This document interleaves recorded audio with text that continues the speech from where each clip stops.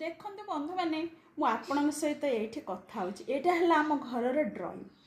କଥା ହେଉଛି ମୋ ପକ୍ଷୀମାନଙ୍କର ସ୍ୱର କେମିତି ଚୁଁ ଚାଁ ଶୁଭୁଛି। ଦେଖନ୍ତୁ, ପକ୍ଷୀ ମଣିଷ ମନରେ କେତେ ଆନନ୍ଦ ଦିଏ ଭାବନ୍ତୁ। ମୋ ପାଖରେ 10ଟି ପକ୍ଷୀ ଅଛି। ମୋର ଡର ପେରଟକୁ ପାଳିବା ଏବେ ଅସୁବିଧା ଅଛି। ଯଦି ଜାଣିବେ ଦେଖିବେ ଗୋଟେ ହିନ୍ଦୀ ନ୍ୟୁଜ୍ରେ ସାରସଟାକୁ ପାଳିଥିଲା କେମିତି ନେଇଗଲେ। ତ ମୋର ଭୟ ସେମିତି ପେରଟକୁ ବେଶୀ ଦେଖିଲେ କାଳେ ନେଇଯିବେ, ମୁଁ ବେଶୀ ଦେଖାଉନି। ମୋ ପାଖରେ ଅଲଗା ବାର୍ଡ଼ 9ଟା, ପେରଟ ଗୋଟେ 10ଟା। ସେମାନଙ୍କର କୁଞ୍ଚୁରୁ ମୁଞ୍ଚୁରୁ ଶବ୍ଦ ମୋତେ ଏତେ ବଢ଼ିଆ ଲାଗେ, ଆପଣ ଭାବିପାରିବେନି। ଦେଖନ୍ତୁ, ସବୁବେଳେ ତାଙ୍କର ଶବ୍ଦ ଶୁଭେ।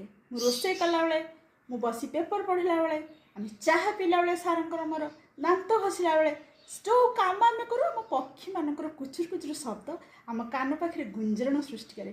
କେତେ ମନରେ ଆନନ୍ଦ ଆମର ହୁଏ। ମୋ ମନ ପୁରା ଦିଲ୍ ଖୁସ୍ ହେଇଯାଏ। ମୁଁ ଯାଉଛି ଏବେ ମୋ ପକ୍ଷୀମାନଙ୍କୁ ଟିକେ ଫ୍ରୁଟ୍ସ ଦେବି, ତାପରେ ଯିବି ବାହାରେ।